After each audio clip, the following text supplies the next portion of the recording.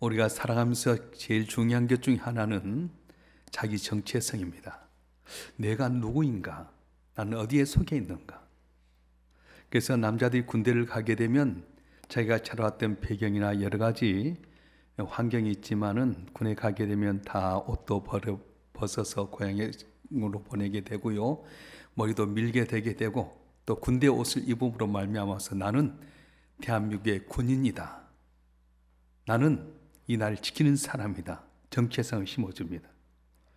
회사에 가서도 입사하게 되게 되면 거기에 맞는 배지를 단다든가 또 그 회사의 복을 입음으로 말미암아서 나는 이 회사의 직원이다. 의식을 갖습니다.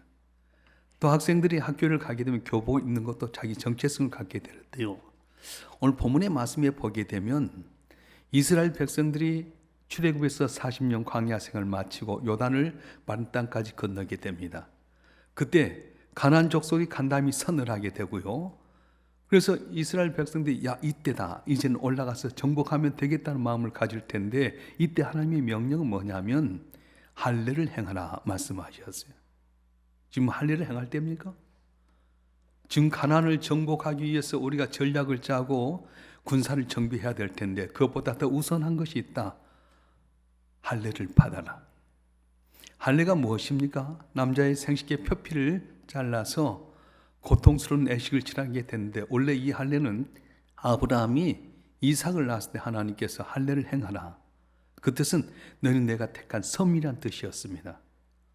그래서 그들이 430년 동안 종노를 하는 가운데 애굽 땅에 있으면서 할례를 이렇게 행하게 되는데 출애굽하면서 할례를 행하게 됩니다.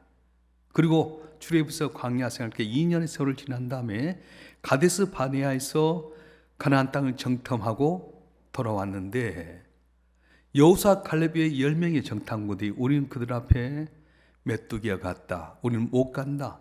그 안악자손이 있고 철병거가 있고 우리는 갈 수 없다. 그래서 그 10명의 정탐꾼과 더불어 동조했던 많은 사람들이 광야에서 죽음합니다.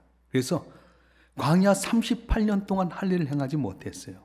길에서 할례를 행하지 못하기 때문에 그들은 예전 애굽 땅에서 종노릇 했던 그 의식, 광야에서 실패했던 의식을 가지고 왔는데 요단을 건넜지만 그들은 아직 육체적인 면에서는 아브라함이 후손이었지만은 영적인 면에서는 아직도 노예 근성을 벗어나지 못했습니다.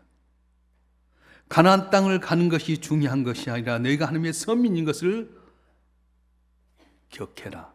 그래서 지금 중요한 순간에 할례를 행하라는 거예요. 할례를 행하게 되면은 60만 명의 군인들이 모두가 다 같이 할례를 행합니다. 아파 있는 그때 만약에 가나안 족속이 쳐들어온다면 전멸당할 수밖에 없습니다. 그럼에도 불구하고 그들은 우리는 하나님의 선민입니다 하는 의식을 행하게 됩니다. 그럴 때 하나님께서 그곳 이름을 길갈이라 했는데 길갈이는 굴러간다는 뜻이었어요. 여태까지 노예 의식을 갖고 살았고 실패 의식을 가졌는데 이제는 할례를 행함으로 말미암아 노예 의식도 실패 의식도 다 굴러가게 하셨다. 할례를 행했는데 한 사람이 나타났어요. 너는 누구냐? 우리 편이냐? 저기 편이냐? 나는 하나님의 여호와의 군대장으로 왔느니라. 할례를 행하고 내가 하나님의 선밀한 의식을 가졌을 때 하나님은 일개 졸병도 아닌 여호와의 군대장관을 보내셔서 내가 너와 함께 하겠다고 약속해 주신 것입니다. 오늘 임직을 받는 장로님, 안수집사님, 권사님 임직 받는 거 축하합니다. 근데 장로되고 권사되고 안수집사 된 거 중요하지 않습니다. 내가 먼저 하나님이 택하신 백성이다.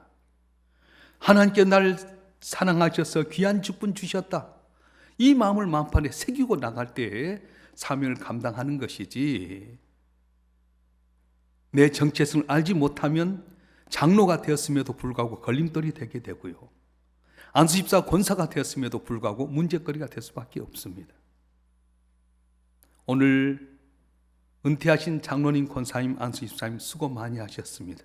아마 은퇴하기까지는 이분들이 그냥 한 것이 아니라 나는 하나님이 세우신 종이었다. 나 함께 세우신 장로였고 안수집사 권사였다는 마음으로 교회를 충성되게 섬겼기 때문에 오늘 모든 성도들이 여러분을 은퇴하신 귀한 장로님으로 안수집사 권사로 세우신 줄 믿습니다.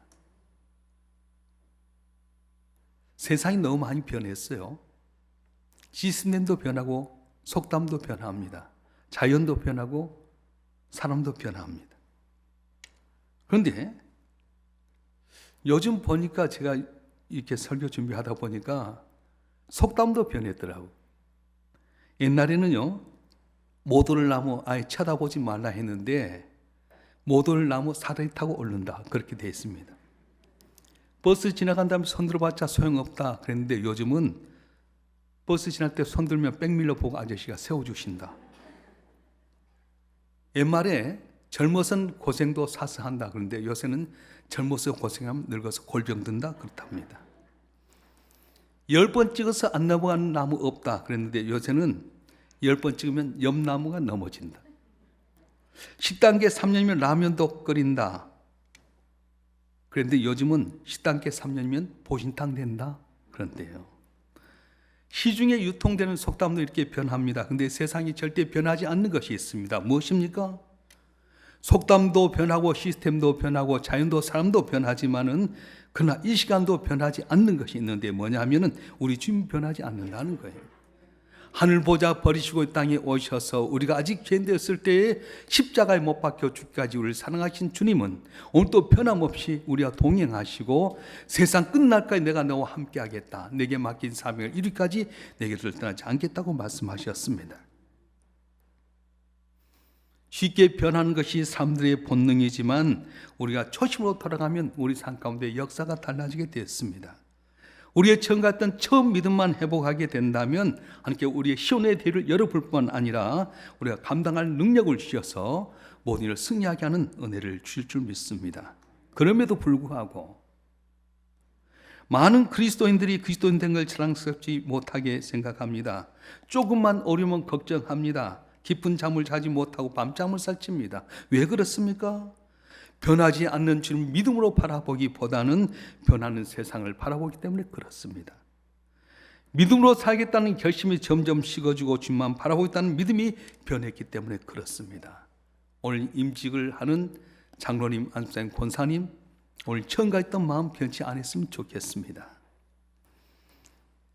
레슬리 여키스와 차스 데커라고 하는 두 분이 지었던 책 잭 아저씨의 작은 집에 나오는 한 커피숍 이야기를 소개하고 말씀을 마치려고 합니다.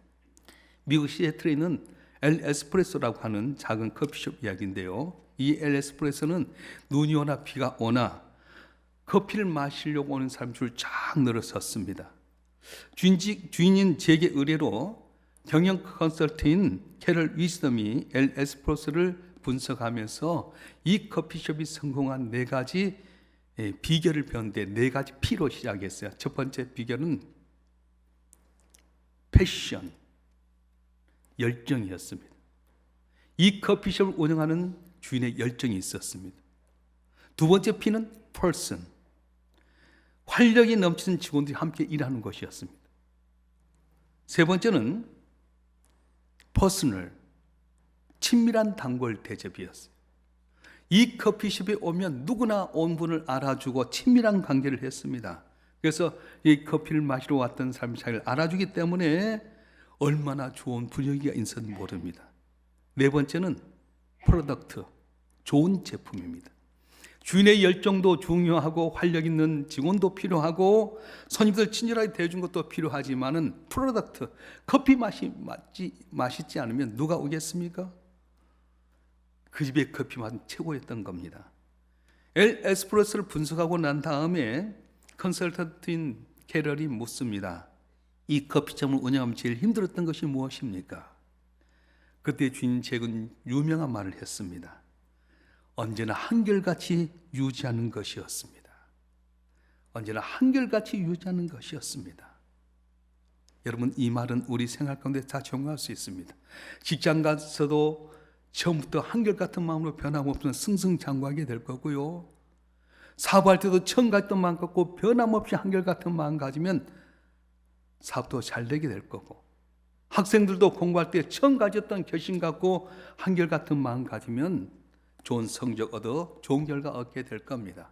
운동선수도 마찬가지고요. 모든 것에 마찬가지입니다. 그런데 신앙에도 적용해 보면 마찬가지입니다. 하나님을 향한 믿음이 언제나 한결같이 유지될 수만 있다면 하나님의 마음을 감동시킬 수 있습니다.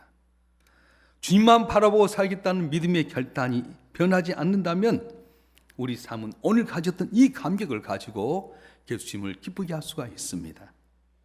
그동안 충성되신 장로님, 안수장 권사님 은퇴에도 주님 사랑했던 마음, 교회 사랑했던 그 마음 한결같이 변함없이 가짐으로 말미암아 주님 나라 갈 때까지 주의 은혜로 승리하는 우리 은퇴자 되길 주님으로 축원합니다.